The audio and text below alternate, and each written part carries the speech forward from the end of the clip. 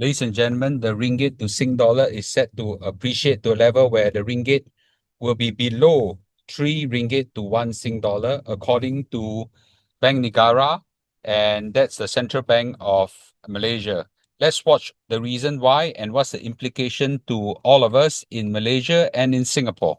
So this news is actually quite serious that the ringgit is on a path of appreciation that is so strong, and there are underlying economic reasons behind that I think is both a good and bad news depending on who you are and which country you sit in. The governor of Bank Negara, which is the central bank of Malaysia, has projected that ringgit to US dollar will set to appreciate. Right now, we are looking at 4.22 ringgit to 1 US dollar, and it's set to appreciate to 4 ringgit per US dollar. And that's a combination of many reasons, okay? And towards Sing dollar, it could even go down to less than 3 ringgit per Singapore dollar. Right now, it's probably sitting at 3 ringgit 25 cents to 1 Sing dollar, and it's probably going to go down below 3 ringgit.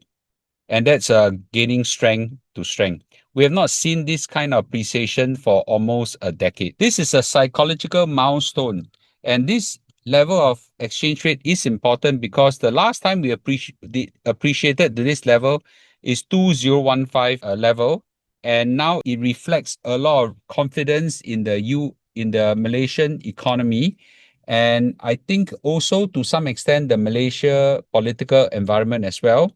And it positioned right now the ringgit as ASEAN's stronger forex performer for 2025. And if you were to look at some of the other currency like the Indonesian rupiah, the ringgit, the Philippines, and also the yuan, really ringgit is leading very, very strongly. The reason why the ringgit is going strong fundamentally is largely because the US interest rate is coming down. Okay. And other than an external reason, within it itself, there is a strong domestic demand recovery.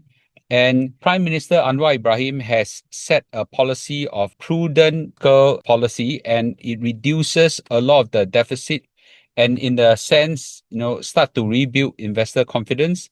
He has diversified a lot of his exports, and surprisingly, the trade war did not hit it so hard. And also, this would set this a lot of FDI to come in, foreign direct investments to come in, and certainly attractive to many investors as well. The Johor Singapore Special Economic Zone is a game changer. Right now, it's attracting massive amount of foreign direct investment. The commitments now has gone to double-digit billions of dollars, and the real estate boom and the SME and large corporates are now rushing in, and is set to ignite a fierce foreign direct investment fire. So that right now there is a lot of high capital inflow from Singapore into Malaysia, and that's largely because Singapore is having a very high cost escalation for many businesses, and many of them seeks an alternative into Malaysia. And Johor is positioning itself as a Singapore industrial and manufacturing overflow, and that's great. And there is a surge of logistic manufacturing and also real estate purchase. Like myself, I buy Malaysia house, I send Sing dollar into ringgit. That drives the ringgit up as well. And all these are positive to the ringgit appreciation. Surprisingly, the trade war, they did not actually hurt Malaysia much. In fact, I think it impacts China more severely than Malaysia. And as a result, a lot of the Chinese supply chain are now favoring ASEAN destinations such as Malaysia. So there's a lot of nationality laundering trying to escape some of this focus. So a lot of Chinese companies are right now going into Malaysia. I think Prime Minister Anwar Ibrahim has done a really good job in steering the country macroeconomically, and he has done a lot of reforms. I actually think that he is going to turn the fortunes of Malaysia for much, much better. And I only fear that his geopolitical positions is not strong as he cut down some of the subsidy and people are hit by some of this inflationary pressure. let me remind all Malaysians again, and I'm not a Malaysian, I think maybe, more neutral. Inflation is a global phenomena. You are feeling the inflationary fire, and that's, to be frank, a global phenomena. And your inflation rate, to be frank, ain't very high right now. It was very high, but unfortunately, the price level has gone up. This is a phenomenon that exists all over the whole world. It's not unique to Malaysia alone.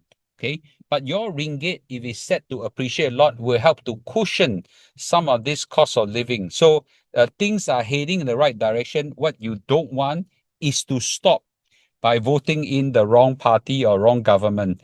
I'm not vested in Malaysia. I don't have any political alliance, but I just view it purely from what I think is good for Malaysia and for Malaysian. Right? Your prime minister and his party is doing a good job.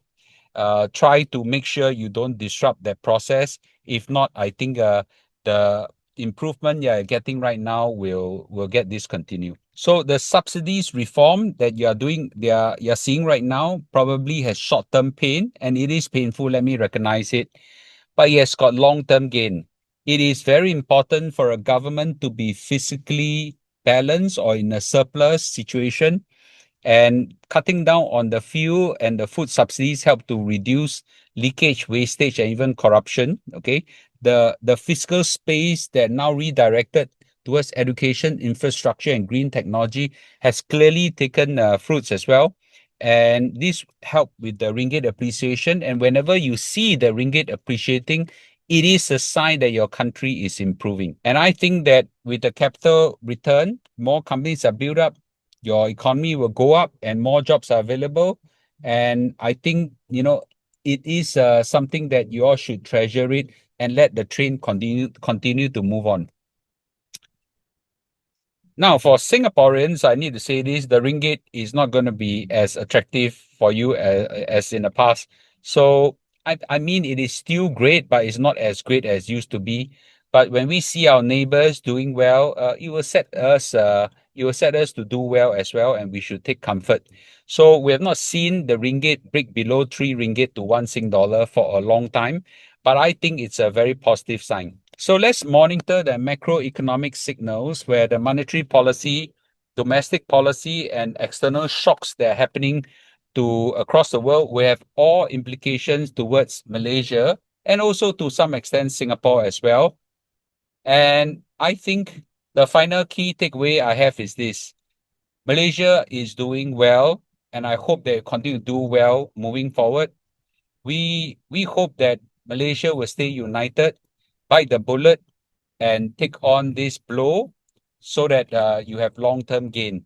I wish Malaysian and the ringgit all the best.